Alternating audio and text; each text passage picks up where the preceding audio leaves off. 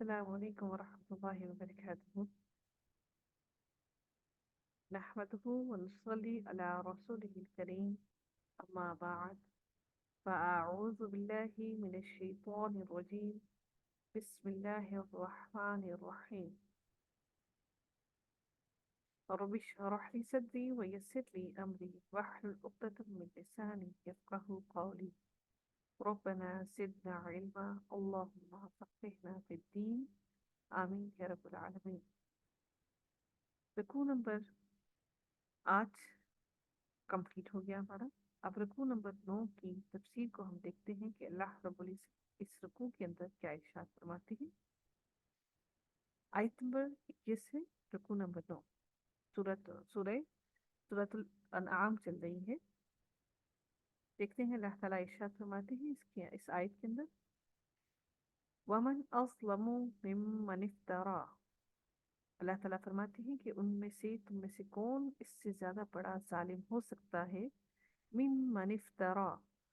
افطرا ہوتا ہے بہتان باندھنا. ہم کسی پر جب جھوٹ اور بہتان لگا دیتے ہیں کہ جو بہتان باندھے علی اللہ، اللہ تعالیٰ پر بہتان باندھے، اللہ تعالیٰ پر بہتان لگائے. کیا بہتان لگائے؟ بہتان وہ ہوتا ہے، وہ چیز ہوتی ہے جو اس کے اندر موجود نہ ہو. اگر اس کے اندر وہ چیز موجود نہیں ہے تو ہم اس پر جب الزام لگاتے ہیں تو اس کو بہتان کہا جاتا ہے. تو یہ جو شرک کرنے والے لوگ ہیں کہ اللہ تعالیٰ پر نعوذ باللہ بہتان کیا باندھتے ہیں، نعوذ باللہ اللہ تعالیٰ کو انہیں بیٹا بنا لیا یا اللہ تعالیٰ کی اولاد ہے. تو اللہ تعالیٰ فرماتے ہیں کہ کون اس سے زیادہ بڑا ظالم ہو سکتا ہے کہ جو اللہ تعالیٰ پر بہتان باندھے علی اللہ کذبا، اور وہ جھوٹ بھی بولے. وہ جھوٹ بولے اپنی باتوں کے ساتھ، اللہ تعالیٰ کی آیات کو جھٹلائے بھی، اور وہ جھوٹ بھی بولے کہ یہ قرآن جو ہے یہ اللہ تعالیٰ کا کلام نہیں ہے، اور ان باتوں کو اپنے مقصد کے مطابق اپنے عقائد کے مطابق اس کو تبدیل کر کے وہ بولتا رہے. او کذب بآیاتہ، یا پھر وہ اللہ تعالیٰ کی ان آیات کو، ان قرآنی آیات کو جھٹلائے. تو اس سے بڑا ظالم کوئی نہیں ہو سکتا جو یہ کام کرے. اللہ تعالیٰ ارشاد فرماتے ہیں انہو لا یفلح الظالمون. کہ اللہ تعالیٰ کیا ارشاد فرماتے ہیں کہ بے شک ظالم لوگ فلاح پانے والے نہیں ہیں. ابھی کون سے ظالم لوگ ہیں؟ جو شرک کرتے ہیں، جو اللہ تعالیٰ کے ساتھ دوسروں کو شریک ٹھہراتے ہیں، اور اس کے ساتھ ساتھ شریک ٹھہرانے کے ساتھ ساتھ یہ لوگ اللہ تعالیٰ کی وحدانیت پر بھی جھوٹ باندھتے ہیں اور اللہ تعالیٰ کی آیتوں کو بھی جھٹلاتے ہیں. تو اللہ تعالیٰ ان سب لوگوں کے لیے کہتے ہیں کہ ان لوگوں کے لیے کامیابی نہیں ہے، اور اللہ تعالیٰ ان لوگوں کے لیے سخت سخت تنبیہ کرتے ہوئے فرماتے ہیں کہ ان لوگوں کے لیے صرف اور صرف جہنم ہی موجود ہے. اس طرح سے عیسائیوں کو دیکھتے ہیں کہ عیسائیوں نے حضرت عیسیٰ علیہ السلام کو اللہ کا نبی بنانے کے، اللہ کے نبی تو وہ تھے، اس کے ساتھ ساتھ نعوذ باللہ انہوں نے اللہ کا بیٹا قرار دیا. اور اسی طرح سے ہم لوگ دیکھتے ہیں کہ آج بھی بہت سے لوگ ایسے دعوے دار ہیں جو ہم جن کے ساتھ جن کی باتیں سن کر شرک میں مبتلا ہو جاتے ہیں. اور اسی لیے نبی کریم صلی اللہ علیہ وآلہ وسلم نے ارشاد فرمایا کہ 30 جھوٹے دجال ہوں گے. یعنی کہ وہ بہت سے لوگ ایسے ہیں جو نبی ہونے کا دعویٰ کرتے ہیں. نبی کریم صلی اللہ علیہ وآلہ وسلم نے ان لوگوں کے لیے فرمایا کہ 30 جھوٹے دجال ہوں گے اور ہر ایک کا دعویٰ ہوگا کہ وہ نبی ہے. جس طرح سے ہم جانتے ہیں کہ قادیان نے پچھلی صدی میں نبوت کا دعویٰ کیا، اور ان میں سے ایک شخص نے نبوت کا دعویٰ کیا، اور پھر اب اس کے جو پیروکار ہیں وہ اس کی نبوت کو مانتے ہیں اور اس کو ایکسپٹ کرتے ہیں. تو اسی طرح سے نبی کریم صلی اللہ علیہ وسلم نے فرمایا کہ وہ سارے لوگ 30 ہوں گے تقریباً جو جھوٹے دجال ہوں گے. اور آگے ہم لوگ دیکھتے ہیں کہ اللہ تعالیٰ ارشاد فرماتے ہیں کہ ایسے بے انصافوں کو کامیابی نہ ہوگی، ایسے ظالموں کو کامیابی نہ ملے گی. تو جس انسان نے بھی جھوٹ گھڑا، مفترا بنا، یعنی کہ اس نے جھوٹ گھڑا، افطرا سے میم لگا دیا، وہ جھوٹ گھڑنے والا بن گیا اور مکذب جو ہے وہ جھٹلانے والا ہو گیا. تو ان لوگوں کا انجام کیا ہوگا؟ ان لوگوں کا انجام سوائے جہنم کے اور کوئی انجام نہیں ہوگا. اگلی آیت میں اللہ تعالیٰ ارشاد فرماتے ہیں وَيَوْمَ نَحْشُرُهُمْ جَمِيعًا. اللہ تعالیٰ اب قیامت کے دن کے لیے فرماتے ہیں کہ اور جس دن ہم سب کو اکٹھا کریں گے، سب کو اکٹھا کریں گے، ثم نقول، اور پھر ہم کہیں گے للذین اشرکوا این شرکاؤکم، کہ کہاں ہے وہ تمہارے سارے کے سارے شریک جن کو تم نے شریک بنا رکھا تھا، کہاں ہے وہ تمہارے سارے کے سارے شرکا جن کو تم نے اللہ کے ساتھ شریک ٹھہرا رکھا تھا۔ اللہ تعالیٰ کے ارشاد فرماتے ہیں الذین کنتم تزعمون، کہ تم کو اللہ کا بنا، اللہ کے ساتھ شریک ٹھہرانے کا تم گمان کرتے تھے، وہ سارے کے سارے لوگ آج کہاں پر ہیں؟ روز قیامت جب ان سے ان شریکوں کے بارے میں معلوم کیا جائے گا تو وہ خود شریک اپنی ہی جان بچائے ہوئے پھر رہے ہوں گے، تو اللہ تعالیٰ کے سامنے یہ سارے کے سارے لوگ اس دن خالی ہاتھ کھڑے ہوں گے۔ اگلی آیت میں اللہ تعالیٰ ارشاد فرماتے ہیں ثم لم تکن فتنتهم الا ان قالوا والله ربنا ما كنا مشرکین۔ پھر اللہ تعالیٰ اگلی آیت میں کیا ارشاد فرماتے ہیں کہ پھر ان کے شرک کا انجام اس کے سوا اور کچھ بھی نہ ہوگا کہ وہ یوں کہیں گے واللہ، قسم ہے اللہ تعالیٰ کی، اللہ کی، اپنے پروردگار کی، ہم مشرک نہ تھے۔ یہاں پر ہمیں کیا بات سمجھنے کو ملتی ہے کہ فتنہ ایک معنی حجت اور ایک معنی معذرت کے استعمال کیا گیا ہے، یعنی کہ ایک معنی یہ حجت ہے اور دوسرے معنی اس میں معذرت بھی ہے۔ اب بالآخر یہ حجت کے معذرت پیش کر کے چھٹکارا حاصل کرنے کی کوشش کریں گے کہ ہم تو مشرک ہی نہ تھے، اور امام ابن جریر نے اس کے معنی یہ بیان کیے ہیں، کیا انہوں نے کہا کہ جب ہم انہیں سوال کی بھٹی میں جھونکیں گے تو دنیا میں جو انہوں نے شرک کیا اس کی معذرت کے لیے کہیں بغیر ان کے لیے کوئی چارہ نہ ہوگا کہ ہم تو مشرک ہی نہ تھے۔ کیوں معذرتیں بیان کریں گے اور کہیں گے ہم تو مشرک نہ تھے؟ یہاں یہ اشکال پیش نہ آئے کہ وہاں تو انسانوں کے ہاتھ اور پیر گواہی دیں گے اور زبانوں پر تو مہریں لگا دی جائیں گی، پھر یہ انکار کس طرح کریں گے؟ ہماری زبان بند کر دی جائے گی، زبان نہیں بولے گی، اور ہاتھ اور پیر ہمارے لیے گواہی دیں گے کہ ہم اپنے ہاتھوں اور پیروں سے کیا کرتے تھے۔ اس کا جواب حضرت ابن عباس نے یہ دیا ہے کہ جب مشرکین دیکھیں گے کہ اہل توحید مسلمان جنت میں جا رہے ہیں تو یہ آپس میں مشورہ کر کے اپنے شرک کرنے سے ہی انکار کر دیں، تب اللہ تعالیٰ ان کے منہوں پر مہر لگا دے گا اور ان کے ہاتھ پاؤں جو کچھ انہوں نے کیا ہوگا اس کی گواہی دیں گے، اور پھر یہ اللہ سے کوئی بات چھپانے پر قادر نہ ہوں، اللہ سے کچھ بھی نہ چھپا سکے۔ آگے دیکھتے ہیں اللہ تعالیٰ کی آیت میں ارشاد فرماتے ہیں انظر کیف کذبوا علی انفسہم۔ اللہ تعالیٰ ارشاد فرماتے ہیں کہ تم دیکھو کیسا انجام ہوا ان جھٹلانے والوں کا، ان جھوٹ بولنے والوں کا، جو انہوں نے جھوٹ باندھا، ان لوگوں کے ساتھ کیا ہوا۔ وَضَلَّ عَنْهُمْ مَا كَانُوا يَفْتَرُونَ، اور وہ ان سے غائب ہو گئی وہ باتیں جن پر وہ یہ بہتان باندھتے تھے، جن چیزوں پر یہ جھوٹ بولتے تھے، وہ ساری کی ساری باتیں، جن باتوں پر یہ جھوٹ بولا کرتے تھے، وہ سب کی سب باتیں غائب ہو گئی۔ کون سی باتیں غائب ہو گئیں؟ لیکن وہاں اس قذف یعنی کہ اس جھوٹ کا کوئی فائدہ انہیں نہیں ہوگا، جس طرح بعض دفعہ دنیا میں انسان ایسا محسوس کرتا ہے، اور اسی طرح ان کے معبودان باطل بھی، جن کو وہ اللہ کا شریک، اپنا حمایتی اور مددگار اور سفارشی سمجھتے تھے، تو سارے کے سارے شریک وہاں پر غائب ہو جائیں گے۔ وَضَلَّ عَنْهُمْ مَا كَانُوا يَفْتَرُونَ، وہ سارے کے سارے شریک جن کو وہ شریک دنیا میں ٹھہرائے ہوئے ہیں وہ سب وہاں سے غائب ہو جائیں گے۔ وہاں ان پر شرکا کی حقیقت واضح ہو جائے گی، لیکن وہاں اس کے ازالے کی کوئی صورت باقی نہیں بچے گی، وہاں کوئی اس کا ازالہ نہیں کر سکے گا۔ اللہ تعالیٰ کی آیت میں ارشاد فرماتے ہیں وَمِنْهُمْ مَنْ يَسْتَمِعُ إِلَيْكَ وَجَعَلْنَا عَلَى قُلُوبِهِمْ أَكِنَّةً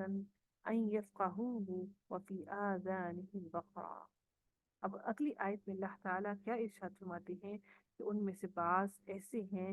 کہ آپ کی طرف کان لگاتے ہیں، یعنی کہ آپ صلی اللہ علیہ وسلم کی طرف کان لگاتے ہیں یعنی یہ مشرکین آپ کے پاس آ کر قرآن تو سنتے ہیں، لیکن چونکہ مقصد ان کا ہدایت حاصل کرنا نہیں ہے، اس لیے بے فائدہ ہے، ان کا قرآن سننا کسی فائدے کا نہیں ہے۔ اب اگر آگے اللہ تعالیٰ ارشاد فرماتے ہیں کہ وَجَعَلْنَا عَلَىٰ قُلُوبِهِمْ أَكِنَّةً،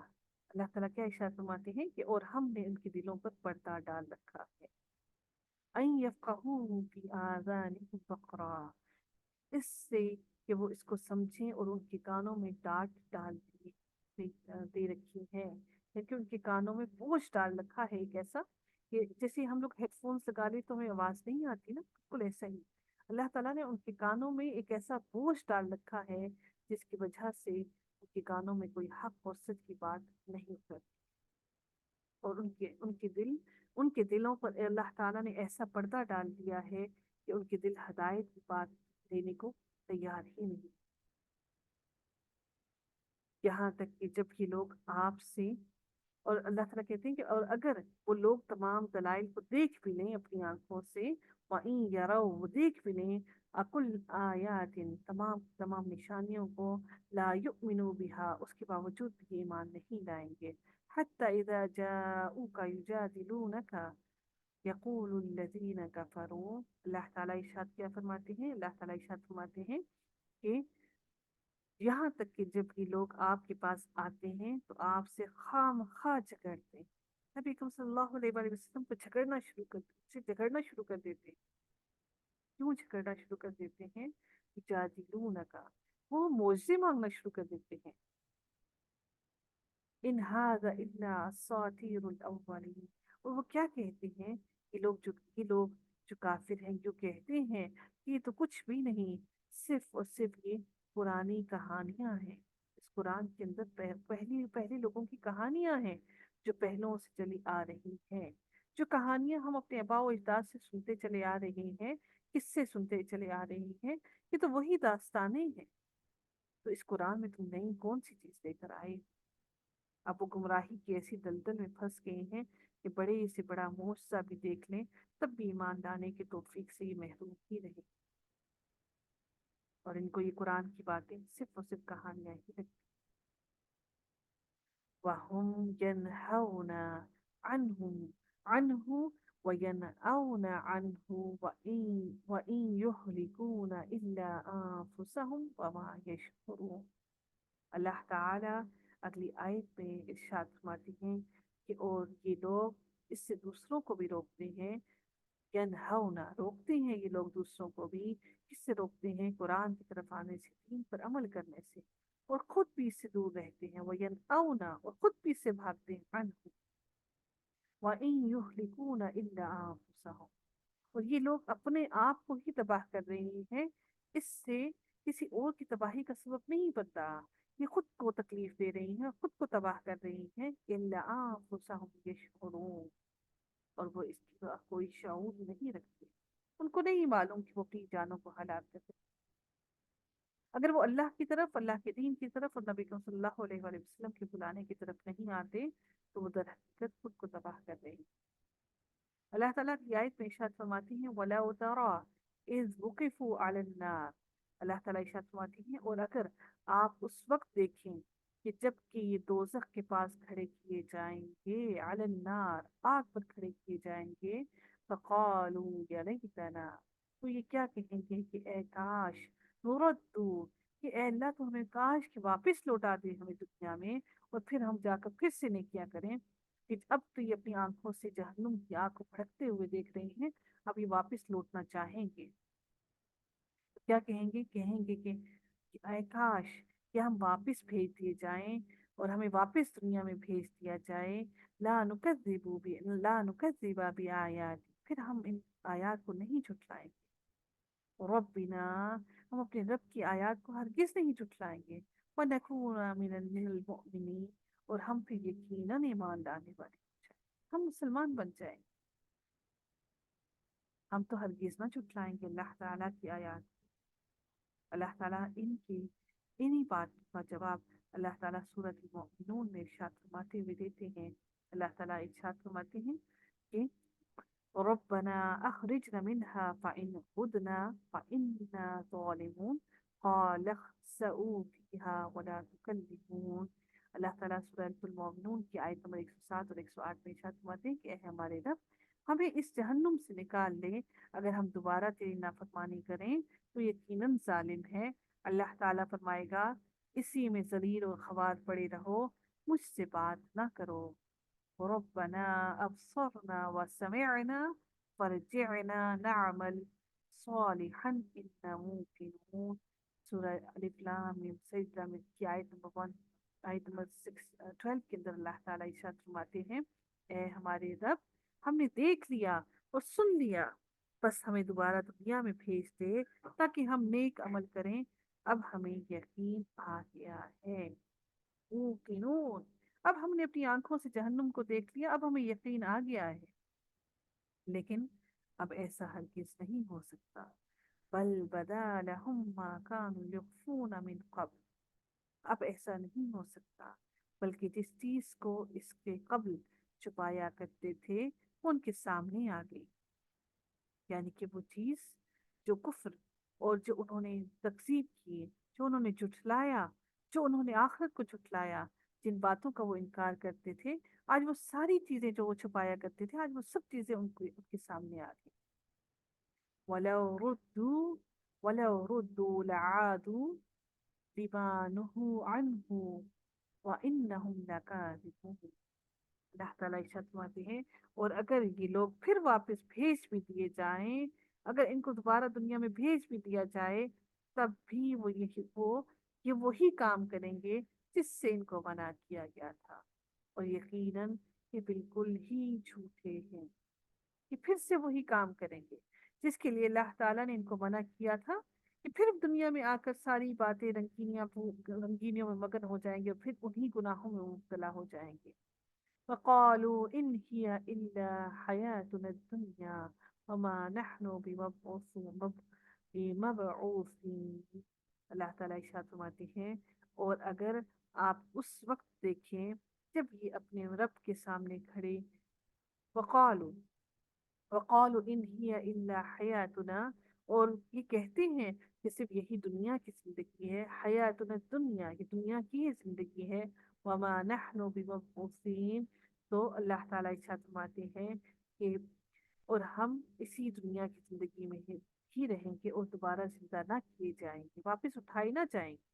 تو جتنے بھی مشرک ہیں، جتنے بھی کافر ہیں، وہ سارے یہی سمجھتے ہیں کہ دنیا کی زندگی ہی اپنی زندگی ہے اور پھر اس زندگی کے بعد دوبارہ کوئی زندگی نہیں ہے۔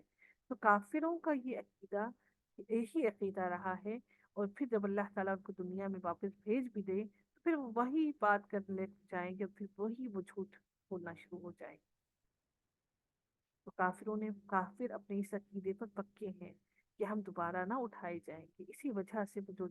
وہ جتنا وہ ظلم دنیا میں کر رہے ہیں اتنا ہی کر رہے ہیں، کیونکہ ان کو لگتا ہے کہ وہ دوبارہ اللہ کے بارگاہ میں اٹھائے نہ جائیں گے۔ وَلَوْ تَرَىٰ إِذْ وُقِفُوا عَلَىٰ رَبِّهِمْ، اللہ تعالیٰ ارشاد فرماتے ہیں اے نبی کریم صلی اللہ علیہ وسلم، اور اگر آپ اس وقت دیکھیں جب یہ اپنے رب کے سامنے کھڑے کیے جائیں گے، جب یہ وقفوا کھڑے کیے جائیں گے، قَالَ أَلَيْسَ هَٰذَا بِالْحَقِّ، وہ کیا کہیں گے؟ وہ کہیں گے کہ بے شک اب وہ اللہ کے سامنے کھڑے کیے جائیں گے تو اللہ تعالیٰ فرمائے گا کہ کیا یہ امر واقعی حق نہ تھا، یہ سچ نہ ہو گیا؟ کیا ہمارا تمہیں آج کے دن اٹھانا اور تمہارا حساب لینا یہ حق نہ تھا، یہ سچ نہ تھا؟ قالوا بلا وربنا، تو آگے ارشاد ہوتا ہے قالوا بلا وربنا،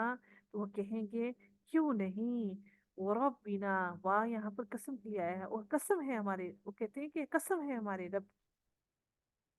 وربنا، قسم ہے ہمارے رب کی، قال فذوقوا العذاب، اللہ تعالیٰ کہے گا کہ اب چکھو عذاب اس سب چیزوں کا جو تم کفر کیا کرتے تھے، جو تم نے کفر کیا اس سب چیزوں کا، جو تم نے انکار کیا اس سب کا عذاب آج تم جہنم کی صورت میں چکھو، اور آج تم یہ مزہ لے لو۔ آخر دعوانا ان الحمد للہ رب العالمین، صلی اللہ تعالی علی خیرہ خلقہ اجمعین برحمتک یا ارحم الراحمین، سبحانک اللہم و بحمدک نشہد ان لا الہ الا انت نستغفرک السلام علیکم ورحمۃ اللہ وبرکاتہ.